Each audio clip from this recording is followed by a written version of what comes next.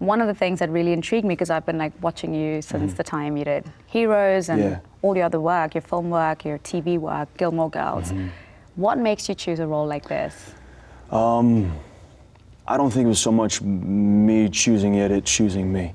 You know, I'd come off of a movie called Devil's Gate, little independent film, and I got home to Los Angeles and I had 2 TV gigs that didn't work out.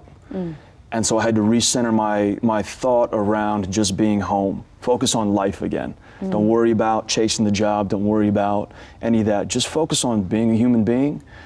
And then this role pops up and I read it and I'm like, it's kind of, you know, art imitating life. I was just trying to be just a man existing, you know, as a man, and here's this man who's just trying to provide for his wife and his family and all of that, and it was so simple and beautiful that I thought, wow, I just love to do it. I'd love to be a part of it.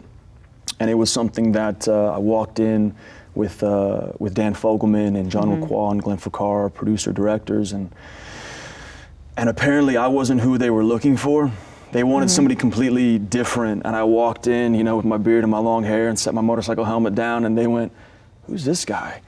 And we just started having a conversation, and then we read the lines, and I think they just saw something different than someone who had practiced the words. And they picked me. And did you do the hair just for the role, or just happened to be in that place at that point in time and you walked in and it just... It was one of those things, it's kind of like, as a younger actor, and I'm sure you probably have those actors you admire that came before us, and you know, I'd always heard stories about Robert De Niro growing his hair and his beard out in between jobs, and I'm like, well, I'm gonna grow my hair out, I'm gonna grow my beard out in between jobs. And I just kind of did, because you don't know if you're gonna be swinging a sword in ancient Egypt, or if you're gonna be playing a cop walking the streets in New York. So I just kind of let it all go, and it ended up working for the role because, of course, the character was in the past.